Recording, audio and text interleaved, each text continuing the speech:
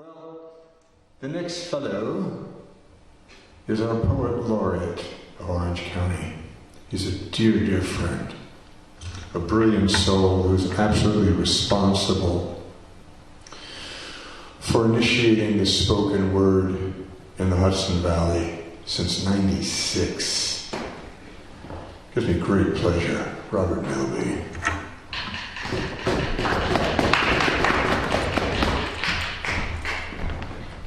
Thank you, Hayden. Thank you all for sticking around. Some of you have super glue on your seats, so you're not going anywhere. All right. I know that you're tired and you want to go home, but in the past week, since Monday, the great Ukrainian poet Taras Shevchenko, born in 1814, Peter Quinnell in England, another poet, unfortunately forgotten, born 1905, the great Ornette Coleman, born in 1930, and on the 9th it is the anniversary of the death of Henry Charles Bukowski. You may remember him as Book. He was 73 when he died in 1994. On the 10th, which was Tuesday, Joseph von Eichendorff, one of the early German Romantic poets, born in 1788. The anniversary of the death of American poet Etheridge Knight, died in 1991. And the anniversary of the birth of Bix Beiderbecke, 1903. Try to spell his surname. All right, the 11th, Torquato Tasso, born 1544, a year after Ted. And this is now the next birthday for all you Pisces. This is for only the young people in the room. On the 11th of March, Lawrence Welk was born in 1903. Jack Clemmo, born in Cornwall, England in 1916. He was a poet, and because Hayden talked about the Hudson River Poets at the Newburgh Library, one of the founders of the series, Hide Oshiro's death at age 101 in 2012, all on the 11th of March. The 12th, we have Irish poet George Berkeley, born 1685, the great English composer Thomas Arne, 1710, American poet Irving Layton in 1912, Jack Kerouac, you heard of him, 1922, Bird's death, Charlie Parker's death in 1955, and today, our featured poet Frank Boyer, his birthday, what was he, 39 I think, and Theodore de Banville, one of the great muses of Baudelaire, who also, I'm pretty sure that Le Fleur du Mal was dedicated, or at least there was some type of a dedication to de Banville. He died in 1891 on this date. I had mentioned Jack Clemmo, the Cornish poet, who worked with his father in clay pits not far from Truro, Cornwall, England.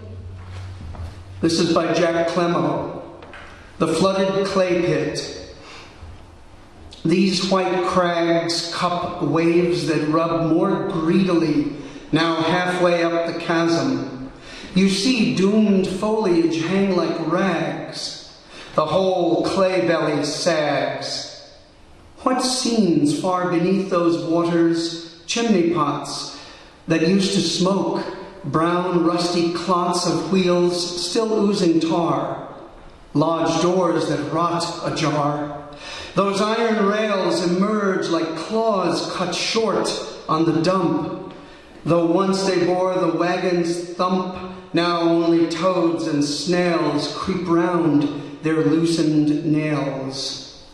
Those thin tips of massive pit-bed pillars, how they strain to scab the pool's face now, pressing like famished lips which dread the cold eclipse. There's a famous freak rock near us, a black savage skull of a thing on the moor. Monks built a chapel there, and one wall stands facing the sea still, high on the shoral mass. Gales from both coasts have struck the pinnacle 1,000 times and shaken this church door, which we approached under fragrant leafage up the lane from a July-scorched stile. Something remains impregnable, holds evidence without a technique of defense. Jack Clemmo. One of the many great blue-collar poets you should check out. And because of the current state of the planet, and this coming Tuesday is St. Padraig's Day on the 17th, this is one by the Irish poet Evan Boland. She is alive and well, and she also teaches here in America. Quarantine. In the worst hour of the worst season of the worst year of a whole people, a man set out from the workhouse with his wife. He was walking, they were both walking north. She was sick with famine fever and could not keep up. He lifted her and put her on his back. He walked like that, west and north, until at nightfall, under freezing stars, they arrived. In the morning, they were both found dead of cold, of hunger, of the toxins of a whole history. But her feet were held against his breastbone. The last heat of his flesh was his last gift to her. Let no love poem ever come to this threshold. There is no place here for the inexact praise of easy graces and sensuality of the body. There is only time for this merciless inventory. Their death together in the winter of 1847, also what they suffered, how they lived, and what there is between a man and a woman, and in which darkness it can best be proved. Evan Boland. Yes. Please read her work. And just a few of mine, these are short. Take them if the smack is bitter, to quote A.E. Housman's Terence. Gluten-free. Americans are concerned with looks, diet, and exercise. Many eat gluten-free and still quaff endless alcohol, chew needless fast food, yet few are going gluten-free. People are texting gluten-free, but few can spell gluttony.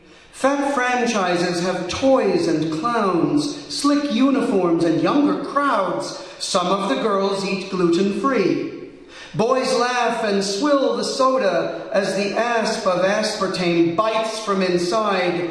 But how many are going gluten-free? The gut biome in shambles, soy-soaked hamburgers. Few can see through the decree. Profit over people, and corporations are family. Profit over prayers, and corporations have steeples. But office coffee is gluten-free. Zucker and Gates are not obese. Runway models eat sugar and cow waste, organic pizza and sushi, but how many of them are gluten-free? Oh, laugh if you must. Come on. People are so damn serious. I've been reading poetry in public for 25 years, and you have to laugh a little bit, especially when people like me make fools of themselves on stage. All right. How many people know what scallions are? Right? This is their time of year. Scallions. A warm breeze in middle March, and we stand listening to the return of the red-winged blackbird. Our green bodies lithe and aromatic, earlier than daffodils. Yet who would paint us through a trembling love poem, asking the sky to hold weeds delicately as a perfect tulip, gather us to present to a maiden dreams of scallions on a chilled and foggy afternoon? Spring papers call as a sparrow sways on an old cattail. They know who we are. We are spring's lions calling through winter damp brown leaves, conjuring the crocus, asking gray clouds to bless shy tulips and guard us from senseless scythes, mowers crazed with seasonal fevers.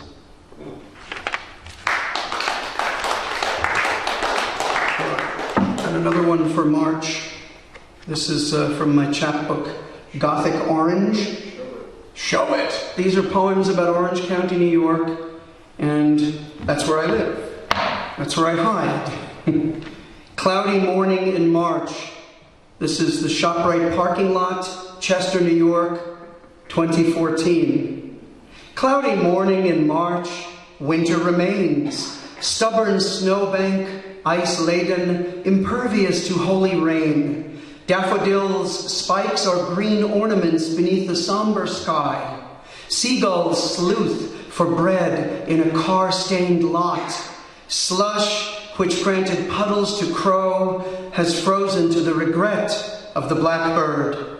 Since no human looks and seagulls fight for breakfast, crow breaks the ice and sips the dark water.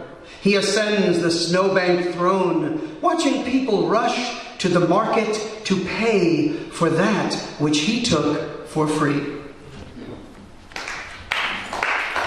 One last, por favor. My last one. All right. Okay. This begins with a great epigraph from Percy Shelley's poem, The Cloud. I am the daughter of earth and water, and the nursling of the sky. I pass through the pores of the ocean and shores. I change, but I cannot die. Percy Shelley. Awaiting equinox. Winter has lost his credibility and intends to abdicate. Frost advisors rescind edicts of death. Buzzards hold council in arcane hickories, pondering the fate of fresh carcasses when the snows retreat. Gothic gray skies are pained. Green fingers push through wet leaf corpses. Crocus cuts icy sod with talons, reaching toward Aries. Jackdaw wind, coughing laughter in a cemetery above a fat creek. Gray faces, huddled entities whispering threats to swelling buds. Oak statesman offers angry warning. Long limbs threaten to collapse on an algid mausoleum. We shall rise without words beyond a whitetail ribcage whose tattered coat shall line a cradle of maggots. With kestrel eyes, we observe matron mice darting through brown field grasses, crushed months ago by autumn frost. The buck died with a mouth full of dandelion greens mixed with his violent blood, suspended for weeks above the soft marsh on a bed of ice, under an occult quilt of snow. We shall rise without words and prepare to feast and to mate as the maples wait for springtide covens in spite of human misconduct in urban prisons. I want my waters to flow and froth. I want green blood to gestate sundreams. I want my children to exhale moths from pine boughs and rotten log enclaves. I need her ants and worms to crawl across my skin and massage the sod hide, kinked and stiff with January death.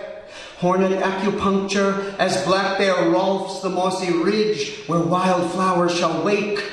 Break my bones and paint marrow glyphs upon cavern lintels for bats to sense the seeds of equinox. Call forth coyote wraiths to raise the somnolence of the consciousness of somnolent black bear. Sound a wind decree from raven exile on haunted cliffs observing the Hudson. The usurpers of autumn are leaving. The royal family has lost its credibility and intends to abdicate. I need my waters to flow and froth, confuse ice with fog and soft mud.